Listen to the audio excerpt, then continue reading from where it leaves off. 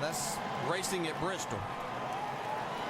I don't think anybody saw anything wrong with what Carl Edwards did there, except for Kyle Busch. He's not very happy about it, and that's always the case. You're going to have one guy that's not. We talked about this in the pre-race. Rusty was talking about it. We showed him getting bumped one time by Jeff Gordon to move him out of the way to win, and that's just what you have to do sometimes. They weren't happy either. They weren't. No. Yep, nope. But the fans are, and that's what counts. That's right. And so is Carl. Watch this. Going to do his backflip. Yep. What do we call it? The signature somersault from Carl Edwards. He has done it 5 times. Now make it 6. 500 laps and then do a backflip. And That's an athlete right there. And oh, by the way, in his career, mark it down, Concrete Carl, his 9th win in NASCAR on concrete.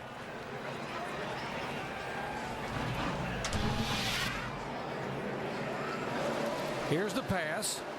Just a little nudge getting in the corner.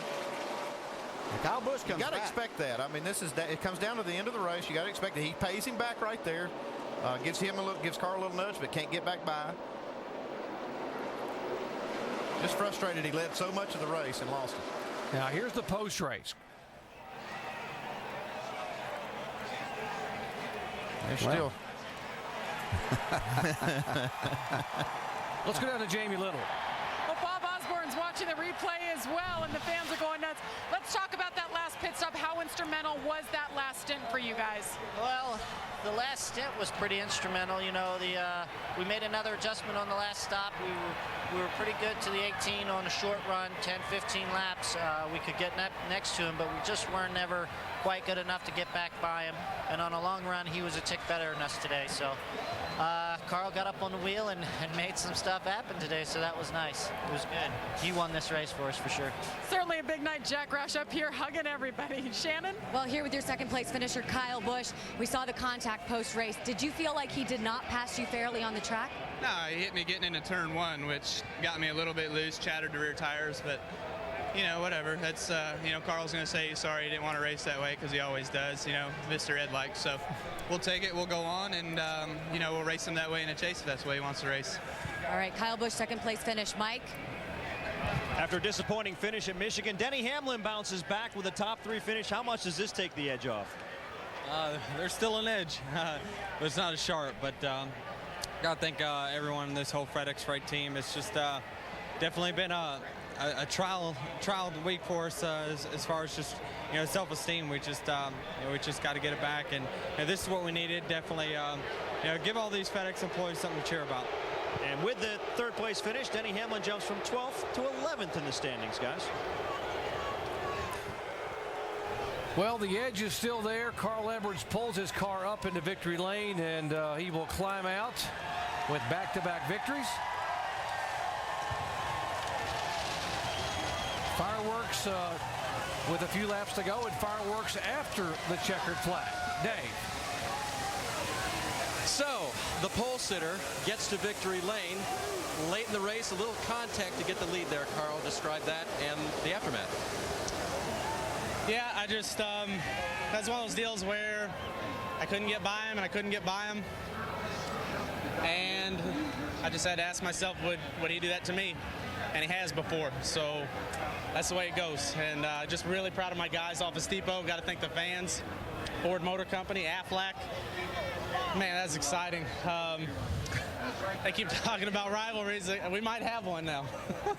You two were very close, but not fast enough to get him on the short runs. That last adjustment, do you think your car got that much better, or did his get a little slower? Well, I kind of just ran into him, you know? That's what happened. It's too bad we tore up the car a little bit after the race, but I guess he wasn't happy about it. I can understand, but just in the back of my mind, all I could think about was Richmond at a nationwide race when he was trying to get through the field and he drove me, and you know, I mean, it's just the way it is, just racing. I got a lot of respect for the guy, and he was real fast, but we can't give up points when they're right there for us to take. Congratulations on a great win. Thank you. Thank you. All right, Carl wins again tonight. The 2 fastest guys on the track fought it out to the end, Alan. Oh, Dave, I got 2 thoughts. Number 1 is we talked about the bump and run coming on the air before the race started. Number 2, you drivers never forget. Oh, you never forget nothing. He's talking about Richmond way back when he hit me, but you know what? The bump and run worked out for him, and he was just upset about it. And boy, take a look at, you know, Kyle Busch was so strong, and you're exactly right. Edwards, Kyle Busch, dominated tonight, Brad. Can we run the Fontana race tomorrow? I can't wait to get to Fontana. The heat is on, baby. Carl Edwards is bringing it. Those race to the chase standings, very interesting. 2 races to go. Next weekend, California. It is Saturday night, the NASCAR Nationwide Series Camping World 300. Then next Sunday, the NASCAR Sprint Cup Series Pepsi 500 in California. We start at 7 Eastern next Sunday, ESPN with NASCAR Countdown. And NASCAR Now, ESPN 2, like in a minute or so, with a post-race wrap-up from here in Bristol. And next on ESPN, Sports Center, lots of post-race coverage coming up there, too. Wow, what a night. California, here we come. NASCAR Now going to have a lot to talk about tonight, folks. You better tune in real quick. This place never disappoints, right? Sold out here tonight for the 53rd consecutive Sprint Cup Series race. And while Kyle Busch led 415 of the 500 laps, it looked like he had it under control. In the end, just as it always does at Bristol, the sparks were flying. Another big finish for David Reagan, though. Got to the top 10. He's moving on up. Big run for Clint Boyer. Made it in the top 12. It's looking good right now for him. And in the fine NASCAR tradition of, say, Petty and Allison or Yarborough and Petty, we got us a rivalry for this championship. Carl Edwards and Kyle Busch, and they will both remember how the final pass for the win was made tonight here in Thunder Valley, right there. The bump and run, and Edwards went by to lead the final 31 laps to score the win. Sports Center is next. This has been a presentation of ESPN, the worldwide leader in sports. Good night from Thunder Valley.